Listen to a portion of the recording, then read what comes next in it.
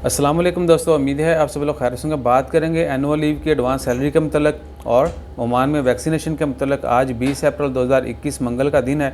Ministry of finance ने announcement की है कि ओमान में जितने भी गवर्नमेंट के एम्प्लॉयज़ हैं, बेशक वो ओमानी हैं या खारजी हैं, उनको एडवांस में एनुअल लीव की सैलरी नहीं दी जाएगी।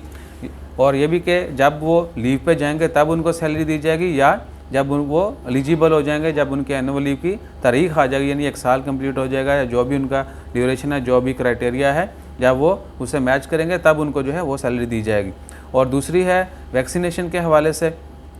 ओमान में बहुत सारे तंबाकू जो है ना, आपको पता है कि कहीं और चलता है लेकिन आग कहीं और लगती है। इंडिया में अनाउंसमेंट की गई थी रिसेंटली के इंडिया ने जो है 18 अबव यानी तमाम अडल्ट के लिए वैक्सीन ओपन कर दिया। हर अडल्ट जो है तमाम लोग वैक्सीन लगवा सकते हैं। और वही ट्रेंड जो है ओमान में चलना शुरू हो गया कि जी ओमान में जो है ना वैक्सीन सब लोगों के लिए ओपन कर दी गई है।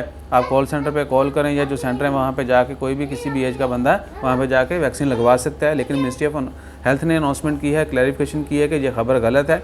अभी तक ओमान में वैक्सीनेशन सिर्फ टारगेटेड ग्रुप सिलेक्टेड लोगों को ही लगाई जा रही है, आम पब्लिक के लिए अभी तक अवेलेबल नहीं है। जैसे ही अवेलेबल होगी मिनिस्ट्री अपने ट्विटर हैंडल के ऊपर जो है ऑफिशियली खबर अनाउंसमेंट कर देगी।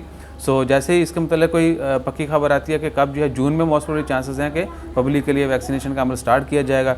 और जून में ही और जुलाई में जो है स्टूडेंट्स को और टीचर्स को जो है वो भी वैक्सीन का अमल कंप्लीट कर दिया जाएगा। उसके बाद जो है पब्लिक के लिए अवेलेबल होगी।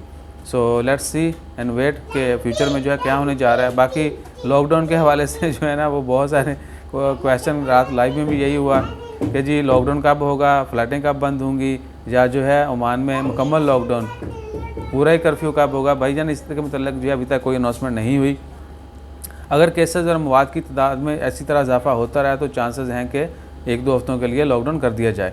लेकिन जैसे ही कोई पक्की खबर आती है वो आपके साथ शेयर करेंगे। अपना ख्याल रखिए, दुआओं में याद रखिए और हमारा ख्याल रखने के लिए लाइक शेयर सब्सक्राइब कीजिए। जज़ाकल्लाह, अल्लाह हाफ़िज़।